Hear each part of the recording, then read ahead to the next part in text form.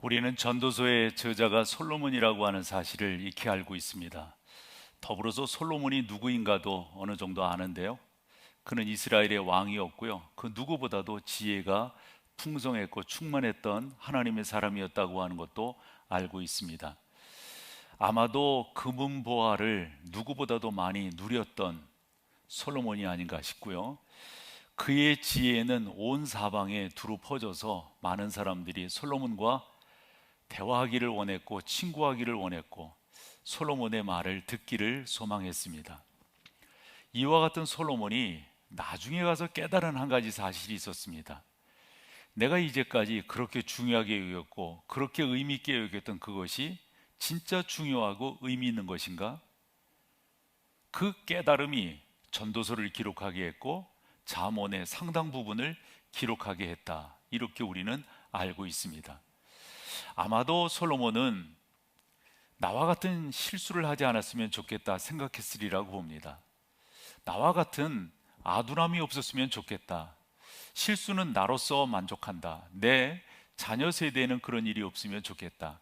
아마 이런 뜻을 갖고 전도서와 잠언의 상당 부분을 기록했다고 봅니다. 우리가 어려서부터 잠언을 보면서 잠언의 가장 중요한 것은 뭐 책 제목이 그렇듯이 지혜이잖아요. 근데 예전에 지혜라고 하는 것은 흔히 아는 척하는 거였어요. 솔로몬도 그와 같은 것들을 누렸었고요. 그러면서 나중에 깨달은 것이 뭡니까?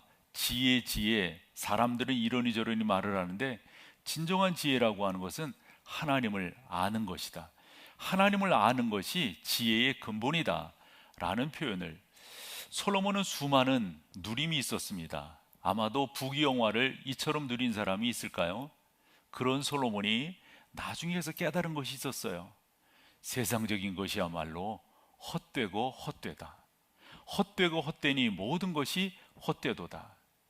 이걸 여타 사람이 말을 했다면 저 알지도 못하면서 경험치도, 나 알면서 말한 거야? 이렇게 말할 터인데 솔로몬이 이런 말을 하니까 우리가 그대로 받아들일 수밖에 없는 것이죠. 저는 근자야말로 이 기독교의 여러 가치관의 이 혼돈 또는 위험, 더 나아가서 도전이 되는 시대에 우리가 살고 있다 생각을 합니다. 사람들은 그것이 중요하다고 생각하고요, 그것이 의미 있다 생각하는데 우리가 성경적 관점에서 보면 솔로몬의 고백을 안 할 수가 없어요. 솔로몬이야말로 그 모든 것들을 깨달아서 그렇게 성경에 기록을 했는데 우리도 성경을 그렇게 많이 보지는 못했더라도 성경의 어느 정도의 내용을 알기 때문에 이것이 의미가 있는 것이로구나 하는 것을 깨닫게 된단 말이죠. 한데 작금의 기독교가 어떻게 세워지고 있는가? 2007년도에 나온 영화로 기억하는데요, 부러진 화살이라고 하는 제목입니다. 근데 그 영화가 담고 있는 것은 그 당시 사법 부조리에 대해서 재판이라든가 또 그 가운데 되어지는 그 모든 것들이 옳지 못하다고 하는 사실이죠. 근데 저는 이 영화를 이렇게 보면서 부러진 화살, 그건 남다른 의미가 있는 거잖아요. 힘을 더해야 되는데 그렇지 못한 거죠. 아마도 그와 같은 제목을 쓰는 데 있어서 사법이라고 하는 게 얼마나 중요한 것인가, 얼마나 힘을 갖고 있는가 한데 그것이 제대로 행해지지 못한다고 하는 현실에 부러졌다라는 표현을 썼지 않는가 싶습니다. 한데 이와 같은 제목이 저한테는 남다르게 다가온 것은 작금의 기독교야말로 기독교라고 하는 날카로움을 가지고 있는가? 기독교라고 하는 힘을 가지고 있는가? 기독교라고 하는, 죄송하지만 그 의미적 특성들을 가지고 있는가? 높은 점수를 줄 수가 없을 것 같아요. 부러진 화살이라고 하는 영화를 통해서 사법이라고 하는 그 그늘진 모습을 이야기하고 있는데 어찌 보면 작금의 기독교가 그렇지 않나 하는 생각을 조심스럽게 해보게 됩니다. 참 마음 아픈 것은 교회 존경까지 바라지도 않을 것 같아요. 인정까지도 바라지 않을 것 같아요. 그런데 요즘 사람들이 입에 오르내리는 기독교, 노변 담화가 되고 있지 않습니까? 왜 이런 지경이 갔을까요? 저는 그런 면에서 교회를 옳게 세워가고 싶고 여러분과 같이 하나님의 은혜를 소망하면서 신앙생활하고 싶기에 오늘 이와 같은 주제로서 말씀을 나눠보려고 하는 겁니다.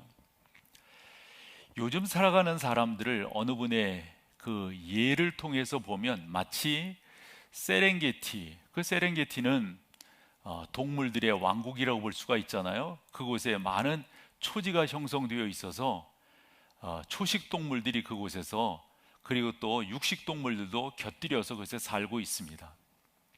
그런데 그분의 이야기는 이런 내용이었어요.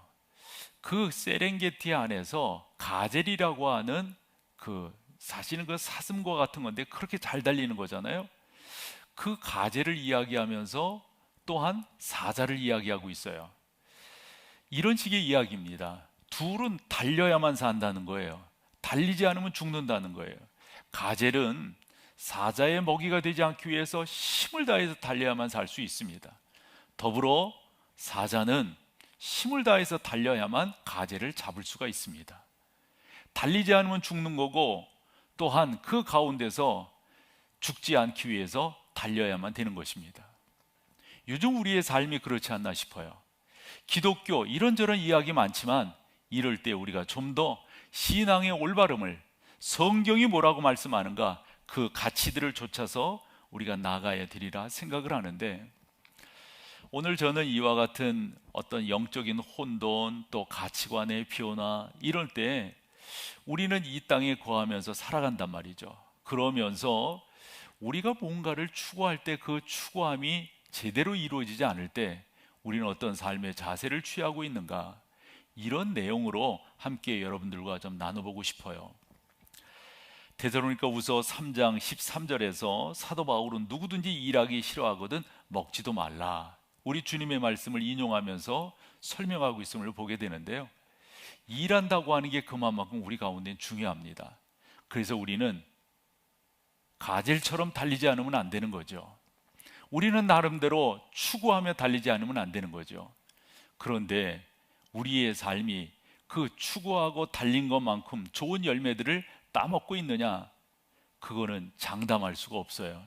제가 통계를 하나 가지고 나왔는데요, 2019년 4월 26일에 30일까지 월간 노동 법률이라고 하는 그 매체가 오픈 채팅 방식을 통해 가지고 1244명의 직장인들을 대상으로 해서 직장인 만족도를 조사해 봤어요. 여러분들이 그래프에서 보듯이 약간 푸른색 계열로 나온 연한 연두색, 무슨 색이에요 저게요, 뭐 그런 색으로 나온 것이 한 20%좀 만족한다라는 거고요. 80%가 매우 만족하지 않는다, 또 뭐 그렇게 생각한다 하는 그런 내용입니다. 하니까 많은 사람들이 이 세상을 살아가면서 그렇게 만족하며 살지 않고 있다라고 하는 것을 우리가 알 수가 있습니다. 저 가운데는 우리 예수 믿는 사람들도 포함되어 있지 않을까요? 그래서 말씀인데요, 우리가 어떻게 예수 믿는 사람으로서 이 세상에서 살 것인가, 우리는 어떠한 일의 가치들을 갖고 있을 것인가. 여러분, 저는 여러분들을 격려하고 싶고요, 그 가운데서 여러분들이 올바른 방향을 향해서 성경적 가치관으로 승리하기를 소망하는 목사입니다. 여러분들은 승리할 수 있습니다. 여러분들은 그 가운데서 주님의 은혜를 구할 수가 있습니다. 근데 중요한 것은 어떻게 하느냐예요. 이 약육강식이 팽배되어져 있는 이 시대 속에서, 적자 생존의 논리가 지배하고 있는 이 시대 속에서 우리가 어떻게 하면 승리할 수 있을까요? 저는 여러분의 목사로서 여러분들을 옳게 세워나가기를 소망하는데, 종종 그런 이야기를 합니다. 참 사람들이 바쁘게 살아가고 있어요. 예를 들어서 새벽 시간에 어디 좀 나갈라 쳐서 이 서부간선 도로를 들어가면 그 서부간선 도로 그 지하 도로가 뚫렸음에도 불구하고 뭐 많이 풀리긴 풀렸습니다만 그래도 막히더라고요. 제가 많은 것을 알지 못해도 이렇게 여러 나라를 다녀보면 말이에요, 우리만큼 새벽 시간에 도로에 차량이 많은데, 우리만큼 밤 시간에 도로에 차량이 많은 나라가 없다고 저는 생각해요. 우리나라가 특징적이에요. 가까운 일본만 해도 그렇고요, 중국만 해도 그렇고요. 뭐 유럽 더더욱 그렇고요. 우리나라, 그러니까 열심히 살아가는 거예요. 아마도 그렇게 열심히 살아가는 데는 자원이 없는 나라에서 그만큼 살려고 노력하고, 이제 우리가 뭐 예를 들어서 세계 경제대국 10위 안에 들어갔다 그러고 선진국 안에 우리가 들어갔다 이런 말을 하잖아요. 그렇게 살려 하니까 아마 열심히 살지 않으면 안 돼서 그렇게 살았다라고 생각을 합니다. 그런데 한번 우리가 제대로 살고 있는가, 제대로 가고 있는가 한번 생각을 해봐야 됩니다. 왜 우리 그렇게 바쁜 건가요? 뭐가 우리를 그렇게 바쁘게 하는 건가요? 사람들에게 그와 같은 질문을 던지면 이런 답을 하지 않겠어요? 아니, 일하는 거 당연하지 않냐고. 내가 그만큼 받기 때문에 나 그렇게 일하는 거라고. 아니, 이렇게 일하지 아니하면 돈을 축적할 수, 즉 이렇게 저축할 수 있겠느냐고.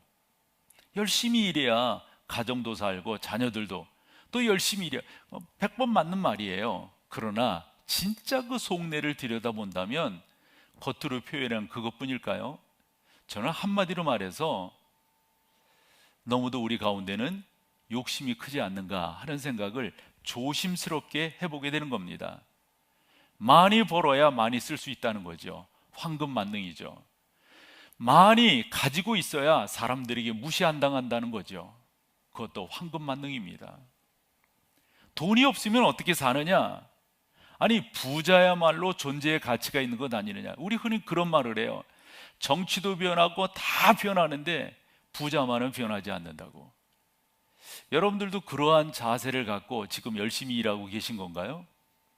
그건 건강한 자세라고 볼 수가 없습니다. 그래서 야고보가 우리 가운데 참 좋은 교훈을 해주셨는데, 야고보서 4장 1절에서 3절까지의 말씀을 한번 읽어보고 거기서 조금 더 교훈을 살펴보죠. 같이 한번 읽어보세요. 너희 중에 싸움이 어디로부터, 다툼이 어디로부터 나느냐? 너희 지체 중에서 싸우는 정욕으로부터 나는 것이 아니냐? 너희는 욕심을 내어도 얻지 못하며 살인하며 시기하여도 능히 취하지 못함으로 다투고 싸우는도다. 너희가 얻지 못함은 구하지 아니하기 때문이요 구하여도 받지 못함은 정욕으로 쓰려고 잘못 구하기 때문이라. 근데 여러분, 여기서 1절도 그렇고요 3절도 그렇고 중요한 단어가 반복되고 있어요. 뭡니까? 뭐예요, 여러분? 정욕이라고 하는 말입니다. 정욕이라고 하는 의미를 여러분들이 충분히 아세요. 그것을 야고보는 다르게 표현해서 욕심이라는 표현으로 썼습니다. 그 4장 2절을 보면요, 너희는 욕심을 내어도 얻지 못하며 살인하며 시기하여도 능히, 여러분 얼마나 그런 것에 욕심이 크면은요 살인하고 시기하겠어요. 여러분 그 뒤도 봐보세요. 능히 취하지 못하고 다투고 싸우는 이유가 어디 있어요? 욕심 때문에 그런 거예요. 혹여 여러분들이 열심히 사는 이유가 뭐 이 정도는 아니겠습니다만은, 혹여 여러분 한 번 더 생각해 보셔야 되지 않을까요? 나는 왜 이렇게 열심히 살고 있는가? 나는 왜 이렇게 나름대로 달려가려고 노력하며 수고하며 애쓰고 있는가? 저는 이 욕심이라고 하는 게 참 우리를 망가뜨리는 너무 안 좋은 요소라고 생각합니다. 그래서 저는 이 욕심이, 야고보가 표현한 게 맞아요. 욕심이 잉태한 적 죄를 낳고 죄가 장성한 적 사망을 낳는다. 이 사망이라고 하는 것은 단순히 우리가 뭐 명예에 다해서 죽는 게 아니잖아요. 여기서 사망이라고 하는 것은 버림받는 거예요. 버림받는 거. 근데 그 단초가 어디에 있어요? 욕심이라고요. 우리가 흔히 에덴 동산에 살던 아담과 하와가 사단이 말함으로 범죄하게 되는데, 그 범죄의 그 씨앗이 뭘까요, 여러분? 뭐가 아담과 하와로 하여금 사단의 말을 듣게 했고 하나님께서 말씀하신 그 약속 지키는 것을 버리게 했나요? 그게 뭘까요? 사단이 그렇게 말했어요. 먹지 말라 하더냐? 너 몰라서 그래.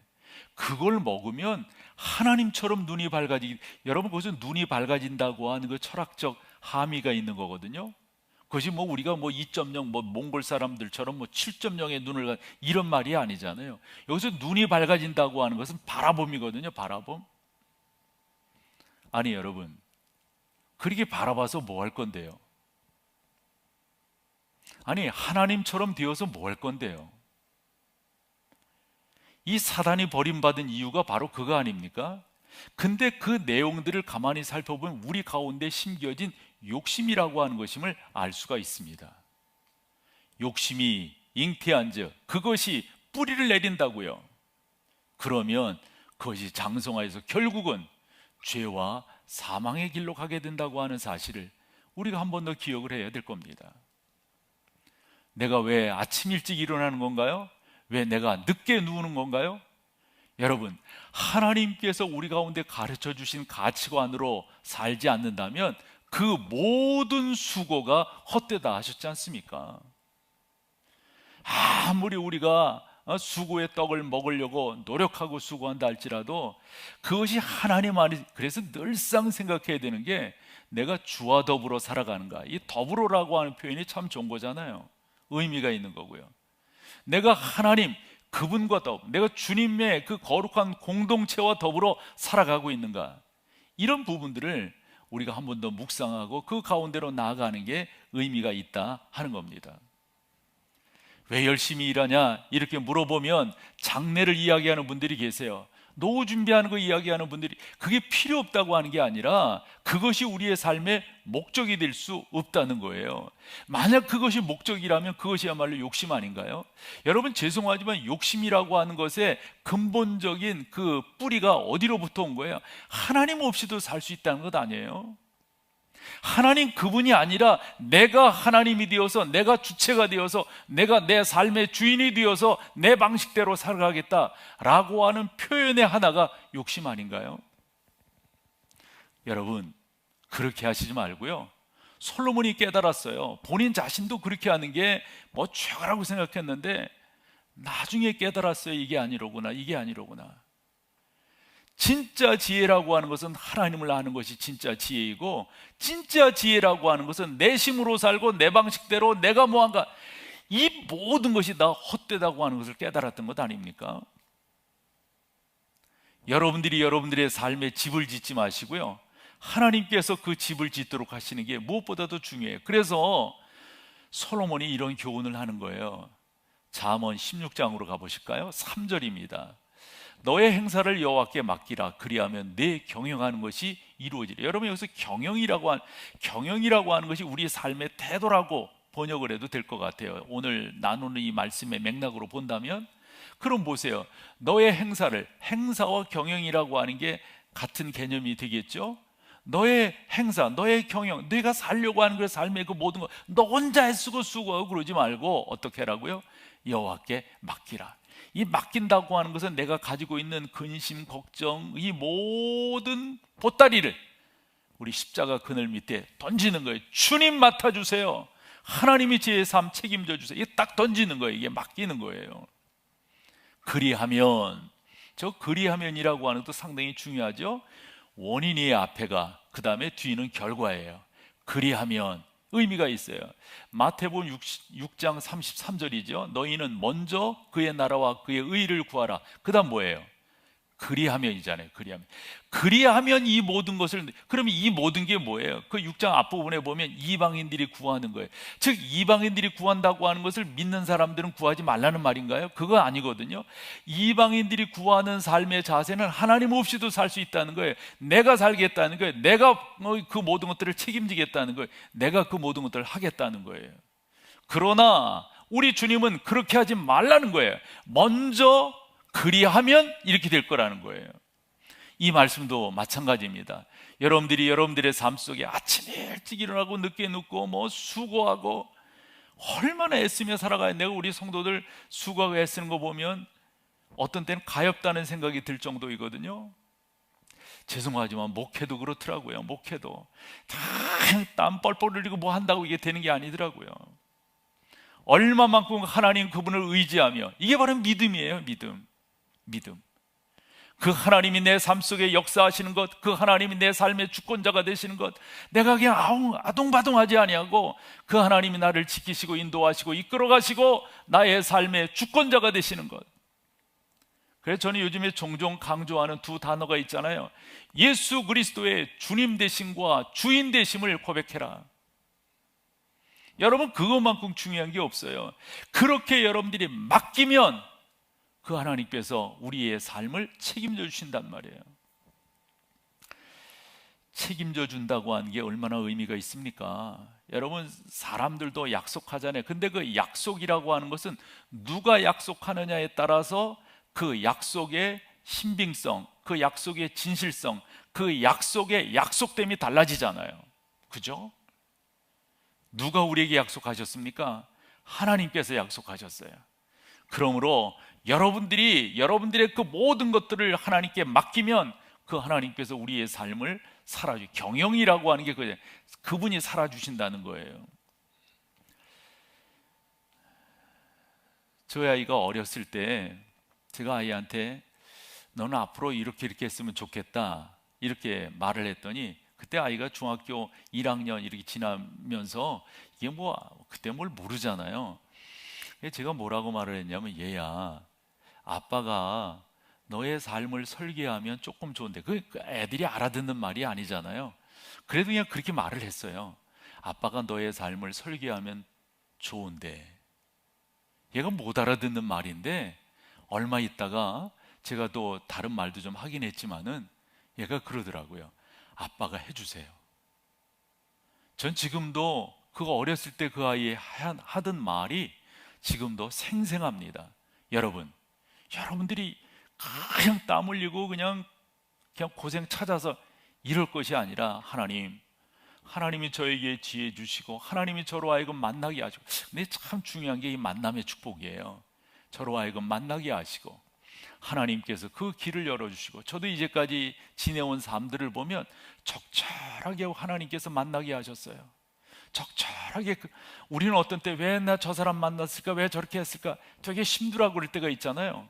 그걸 있잖아요, 역발상이라고 그러죠. 반대로 생각해 보세요.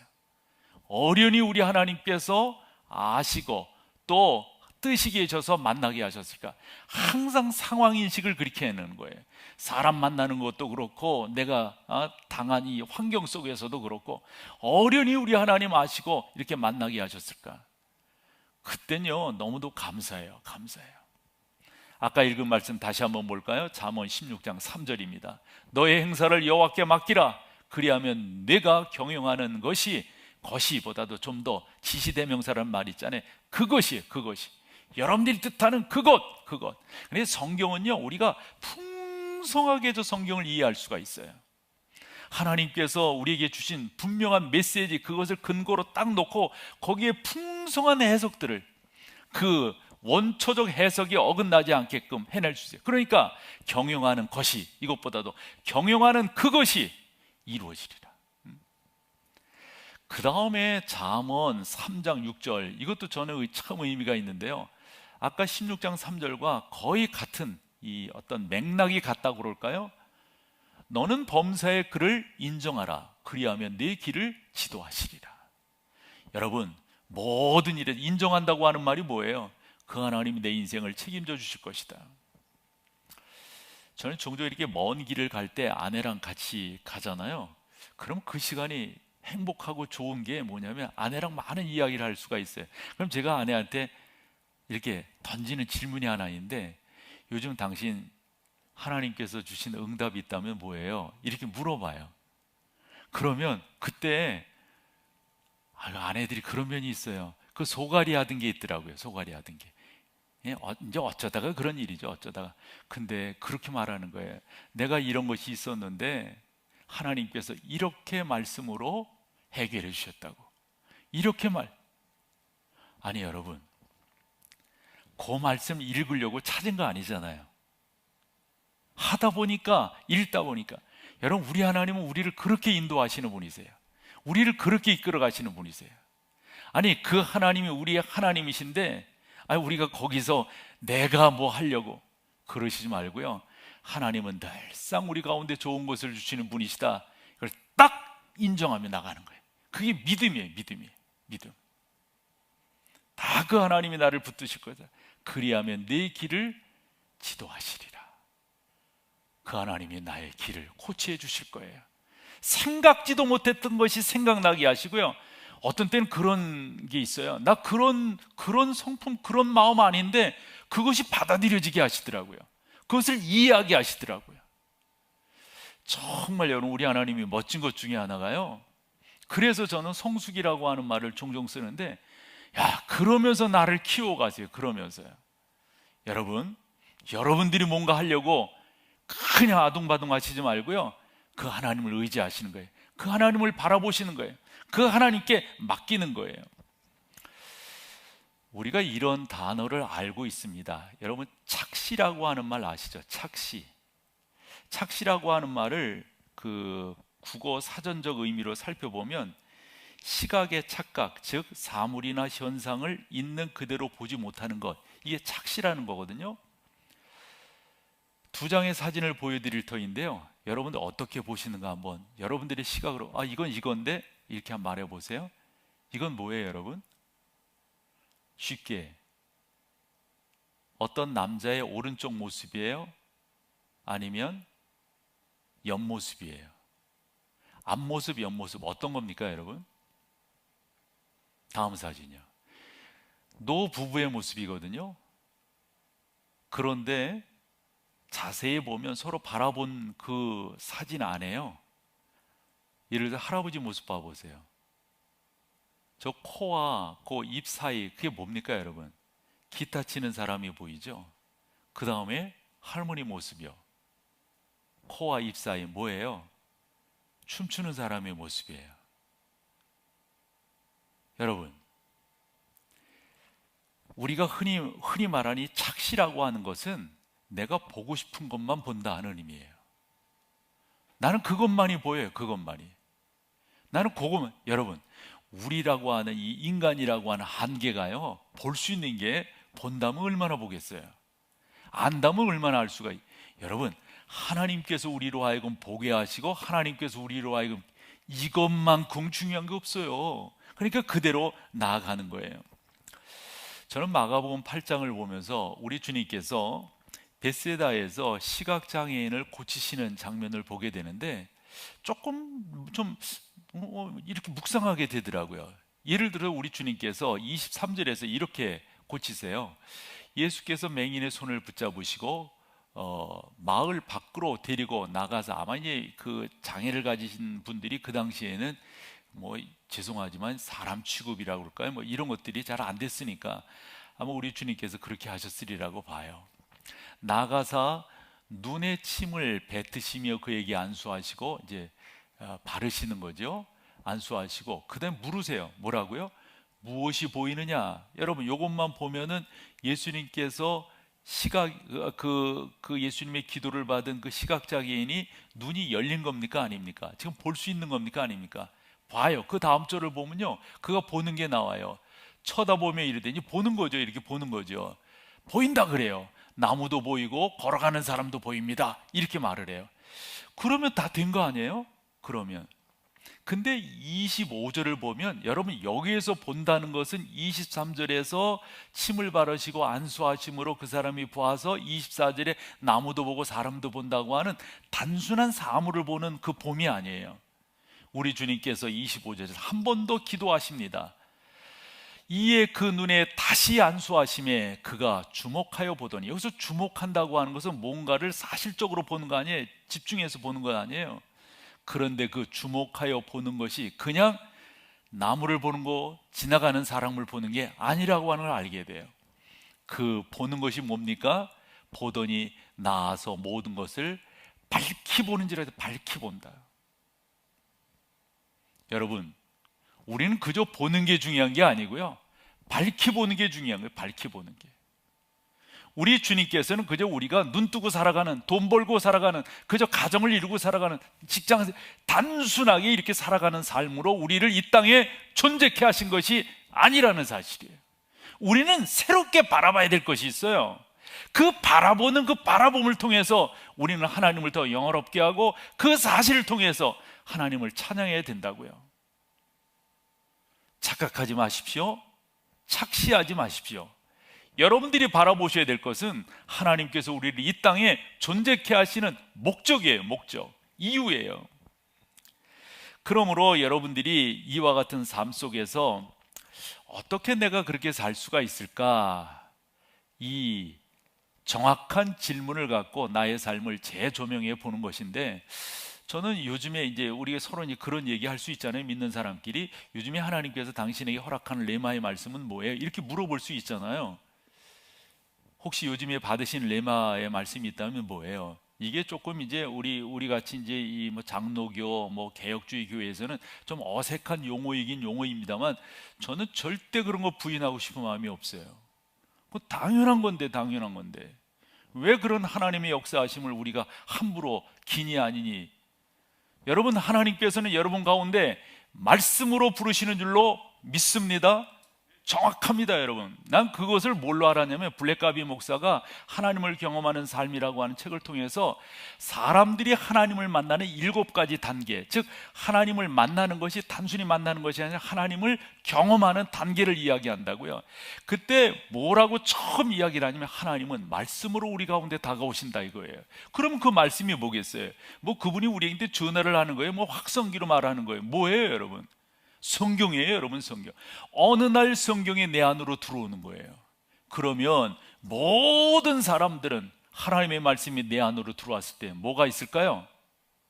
뭐가 있을까요? 번민함이 있습니다. 절대적으로 죄인은 단순하게 하나님의 말씀을 그냥 아멘 이렇게 받아들이는 경우가 죄송하지만 저는 그 내용이 저에게 되게 위로가 됐어요. 우리는 잘하면서 이런 거 있었잖아요. 뭐 의심하거나 뭐 질문하고 그러면 무슨 질문하고 의심하고 믿어! 이랬는데 그게 아니에요. 하나님의 말씀이 우리 가운데 오면 당연히, 여러분, 당연히. 그래서 블랙가비는 뭐라고 말했냐면, 세 번째로 조정 과정을 거친다 그래요. 조정 과정. 이것이 긴가 아닌가? 이게 하나님, 우리는 그러면서 그런 것들을 기도하면서 하나님을 바라보면서 그러다가 하나님께서 우리 마음속에 위로하시고 격려하심으로 그 말씀이 나를 향한 말씀이라고 하는 것이 딱 들어오게 됩니다. 그러면 그 말씀이 들어오게 되면 그 말씀을 통해서 우리가 뭐로 나가요? 순종으로 나가게 되고, 순종을 통해서 하나님의 살아계심을 경험하게 된다.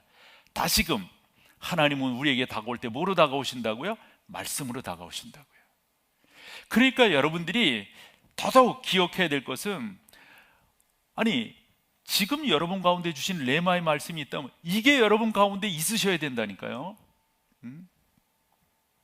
그 레마의 말씀이, 어떤 말씀은 평생 가는 말씀이 있고요, 어떤 말씀은 그 시기 때 허락하는 말씀이 있다고요. 이것을 여러분들이 깨닫고 나가는 게 너무도 중요해요. 저에게 만약에 묻는다면 저는 요사이 사사기 13장 12절이다 이렇게 말을 해요. 마노아라고 하는 삼손의 아버지인데 그 어머니와 함께 기도하면서, 왜냐하면 자식이 없어가지고 그렇게 기도할 때 하나님께서 당신의 사자를 보내서 마노아 그리고 그 아내를 만나주세요. 그래서 너희가 자식을 낳을 것인데 너희가 먼저 이렇게 이러한 삶을 살고 너희 자식이 나면 이렇게 살아라. 그래서 이제 나실인의 삶을 이야기하는 거예요. 다 들었어요. 다 들었어. 그런데 나는 마노아가 너무 멋진 게, 여호와의 사자가 나에게 말씀하신 것을 다 알겠는데 근데 거기서 질문을 해요. 어떻게 내가 기르며 어떻게 행하여야 되겠습니까? 어떻게라고 하는 말이 나와요. 전 이거 되게 좋아하는 말이에요. 저는 살아가면서 항상 질문을 던지는데 긍정적인 질문을 던집니다. 어떻게 해야 되는 건데요? 목회 어떻게 해야 되는 건데요? 하나님, 제가 어떻게 이런 시국에서 제가 목회적 사명을 감당해야 되는데요? 하나님, 제가 목사로서 이럴 땐 어떻게 행동해? 예를 들어서 어제 같은 경우가 그런 케이스거든요. 어제 토요일에 이렇게 보내면서 우리 목사님이 그런 말씀을 하시는 거예요. 지금 이러한 그 바이러스 감염 상태가 생겼다는 거예요. 그래서 방역 당국에서 우리를 조사오겠다는 거예요. 덜컹하더라고요. 솔직히 덜컹하더라고요. 덜컹. 왜냐하면 제가 아는 교회가 그런 이유 때문에 교회가 한동안 문을 닫았었고, 뭐 조금 좀 다른 거였지만 매스컴이 난리치고 막 그랬었어요. 덜컹하더라고요. 그러고 그러면 좀 더 자세히 알아보고 또 그 목사님은 또 그 당국과 좀 이야기하겠다고. 그리고 방에 들어와 있는데 안정감이 안 생기더라. 안정감이. 그래서 하나님 앞에 이렇게 기도하는 거예요. 하나님, 이럴 때 저는 어떻게 해야 돼요? 항상 저는 그런 식으로 살아왔으니까요. 어떤 상황을 만나거나 그러면 항상 여쭙는 게, 하나님 이럴 때 저는 어떻게 해야 돼요? 그때 늘상 하나님께서 제 마음에 안정감으로 주시는 게 있어요. 받아들이게 하시는 거예요. 안정감으로. 그 안정감이라고 하는 것은 어떤 일을 만나든지 어떤 결과가 나오든지 호들갑 떨지 않는 거예요. 호들갑 떨지 않는 거예요. 그냥 받아들이고. 지금 12시를 지나고 있는데요, 제가 2부 예배 마칠 때쯤 이 양천구 보건소로부터 문자를 받았어요. 저는 괜찮다고. 그리고 또 제가 목사님들 이렇게 들어봤더니 다 우리 교인들, 우리 그 교육자들 다 아마 여러분 다 괜찮으실 거예요. 웬만한 분들 다 괜찮으실 거예요. 근데요, 한편으로 또 생각해 보면 이게 너무 감사해요. 뭐가 감사한지 아세요, 여러분?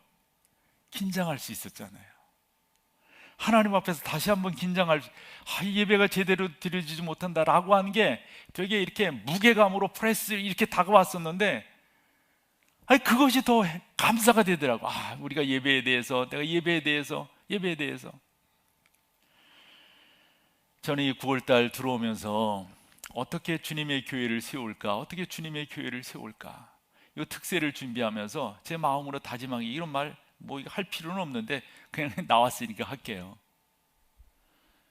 제가 뭔 결심을 했냐면, 내 집에 가서 자지 않겠다. 내가 교회에서 요 기도의 기간 동안 요 교회에서 지난 1주간 그렇게 살아왔어요. 하나님께서 그렇게 선히 인도하실 것을 믿고. 그런데 덜컹 이게 생긴 거예요. 덜컹. 긴장감이 없게. 근데 가만히 보면요, 하나님 앞에 잘 쓰려고, 하나님의 교회를 온전히 세우려고 하나님의 선하신 인도함을 바라보며 나갈 때, 내 새벽 시간에도 말씀드렸어요. 사단도 똑같이 열심히 하더라고.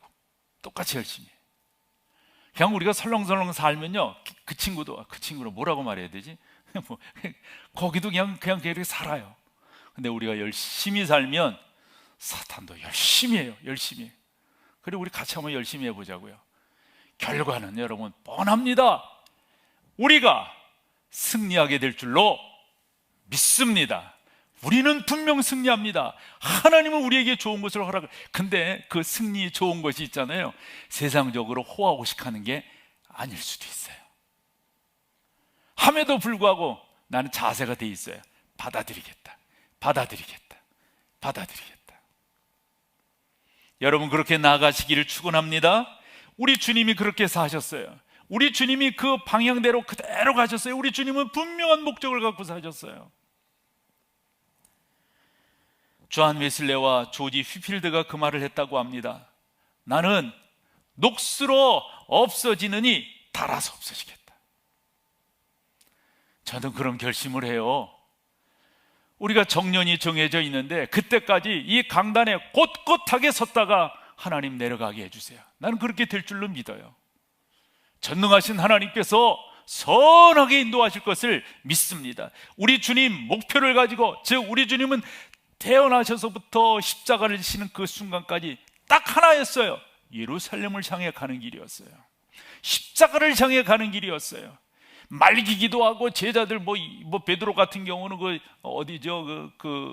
마태복음 17장에 16장 뒷부분에서 16장 17절, 16절 그다음에 17절, 18절에서 우리 주님께서 될다 싶어가지고 말씀을 하니까, 그런 소리 하지 말라고. 누가 감히 예수님에게 그렇게. 베드로 참, 그때 우리 주님께서 따끔하게 이야기하십니다. 따끔하게. 사단아, 물론 베드로가 사단이라고 하는 말은 아니죠. 주님의 가는 길을 방해하는, 사랑하는 여러분, 우리 주님은 그 길을 그렇게 가셨어요. 우리 주님은 십자가를 지고 골고다 언덕을 오르셨어요. 수많은 조롱하는 사람들이 내가 하나님의 아들이라면 왜 그런 길을 가느냐, 십자가에 달리셨을 때도 로마 병정들이 내가 하나님의 아들이라면 내려오너라, 누가 누구에게 명령하는 거예요? 우리를 살리시기 위해서 우리 주님은 조금도 양보하지 아니하고, 조금도 곁눈질하지 아니하고, 조금도 왔다 갔다 하지 아니하고 그 길을 뚜벅뚜벅 걸어가셨어요. 한국 교회에서만 보더라도요, 우리 좋은 믿음의 선진들의 특징이 하나 있다면 강직한 거예요. 강직한 거. 근데 그 강직한 게 옆에 사람들에게는 조금 칼날이 될 때가 있고요, 바늘이 될 때가 있어요. 그래서 가정이 좀 평안하지 않은 경우도 있었고요, 주변의 사람들이 안 모이는 그런 경우도 있었어요. 근데 그 강직함이 자꾸의 한국 기독교를 세웠다. 저는 감히 그렇게 볼 수가 있어요. 어떤 때는 많은 사람과 이렇게 우호적인 관계를 못 갖는다 할지라도 주님께서 원하는 그 길이라면 그 길을 잘 걸어가겠다. 사랑하는 여러분, 우리 주님을 온전히 바라보시고 그 주님께서 여러분들의 삶을 책임지고 계시다고 하는 이 사실을 분명히 깨달으시면서 그 길 가운데로 좀 더 정확하게 걸어가시는 여러분 되시기를 축원합니다. 요한일서 5장 2절 3절을 우리 한번 같이 읽어보겠어요. 같이 보죠. 우리가 하나님을 사랑하고 그의 계명을 지킬 때 이로써 우리가 하나님의 자녀를 사랑하는 줄을 아느니라. 하나님을 사랑하는 것은 이것이니 우리가 그의 계명들을 지키는 것이라. 그의 계명들은 뭐예요? 무거운 것. 여기 무겁다라고 하는 게 이게 끙끙대는 이런 무거움보다도 우리 가운데 이게 뭐라 그럴까요? 좀 이렇게 좀 힘들게 다가오는 거 이거 있잖아요. 여러분 충분히 감당하실 수가 있습니다. 그러므로 결론이에요. 뒤돌아설 생각하지도 말고요. 우리 그런 말 많이 했잖아요. 우리는 돌아갈 다리가 없어. 그 다리가 끊어졌기 때문에. 우리는 그 다리를 건너오면서 그 다리를 걷어쳐버렸어요. 안 가. 갈 수도 없어요. 갈 수도 없어. 주 예수 그리스도의 이름을 부름으로 구원함을 받고 성령의 인치심을 받은 여러분들은 번복될 수가 없어요. 하나님의 자녀를 누가 번복시킨단 말이에요? 너는 기다 아니다. 없어요. 그러므로 우리는 뒤돌아갈 수 없습니다. 결심한 것, 그것을 앞을 향해서 쭉 가는 겁니다. 바울은 그런 면에서 우리를 하나님께서 동역자로 부르셨대요. 그런 면에서 우리는 이 세상에 그리스도를 증거하는 향기래요. 그리스도를 드러내는 편지래요. 우리 그렇게 살기로 더더욱 열심히 또 우리 심령 속에 더 귀하게 마음 먹잔 말이죠. 사도 베드로가 그런 표현을 했어요. 우리가 이렇게 결심하며 사는 데 있어서는 참 의미가 있어요. 베드로전서 1장 18, 19절인데요. 너희가 알거니와 너희 조상이 물려준 헛된 행실에서 대속함을 받은 것은, 여러분 우리가 이렇게 구원함을, 근데 여기서 너희의 조상이라는 표현이 있잖아요. 이것은 아마도 유대교, 뭐 이방 종교도 있겠지만 대개는 이제 유대교를 지금 이야기하는 거예요. 그렇게 된 것은 은이나 금같이 없어질 것으로 된 것이 아니라는 거예요. 그럼 뭐로 됐다는 거예요? 19절 같이요. 시작. 오직 흠없고 점없는 어린 양 같은 그리스도의 보배로운 피로 된 것이. 아멘. 주님의 보혈, 주님의 보혈. 주의 보혈 능력이 있도다. 주의 피 믿으오. 주의 보혈 그 어린 양의 매우. 여러분, 이 주 예수의 보혈이요, 여러분들을 온전케 하시는, 여러분들을 더 능력 있게 하시고 힘 있게 하시는 귀한 역사인 줄로 믿습니다. 우리가 인도 선교의 아버지라 불리는 윌리엄 캐리가 한 유명한 말이 있어요. 한번 보여주세요. 같이 한번 읽어보죠. 시작. 우리가 주님을 위해 일하면 주님은 우리를 위해 일하십니다. 아멘. 꼭 경험하세요. 근데 우리가 주님을 위해서 일한다는 게 뭐 어떤 때는 사실 변변치 못하잖아요. 그런데 우리 하나님 그걸 쓰세요. 그걸 쓰세요. 어린아이 손을 통해서 들려진 보리떡 5개와 물고기 2마리가 여러분 주님의 손에 들려지니까요, 그거 어찌 보면 변변하기로 한다면 애 먹는 거잖아요. 주님의 손에 들려지면요, 여러분 자꾸 주님의 보혈을 의지하십시오. 그 보혈이 여러분들을 온전케 해 주실 줄로 믿습니다. 우리 다 같이 마지막 찬송하고 주께서 선히 인도하실 것을 믿고 나아가도록 하겠습니다. 세상의 유혹 시험이 내게 몰려올 때에 나의 힘이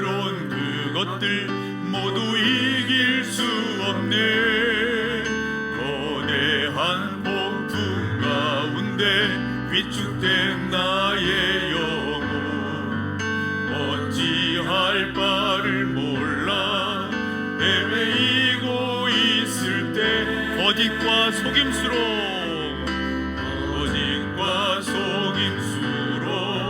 가득 찬 세상에서 어디로 갈지 몰라 머뭇거리고 있네.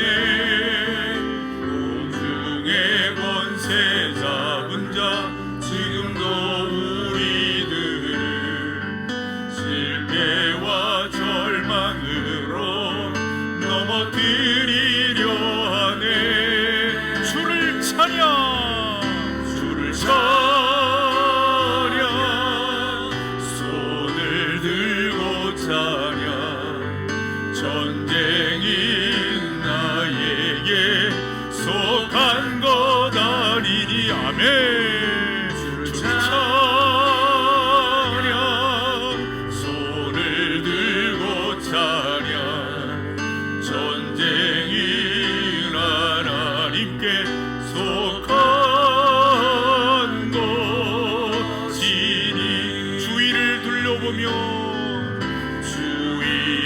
둘러보면 아무도 없는 듯 믿음의 눈을 들면 보이는 분 계시네. 지금도 내 안에서 역사하고 계시는 사망과 어둠의 권세 물리치신 예수님. 주를 찬양, 주를 찬양, 손을 들고 찬양. 전쟁이 나에게 속한 것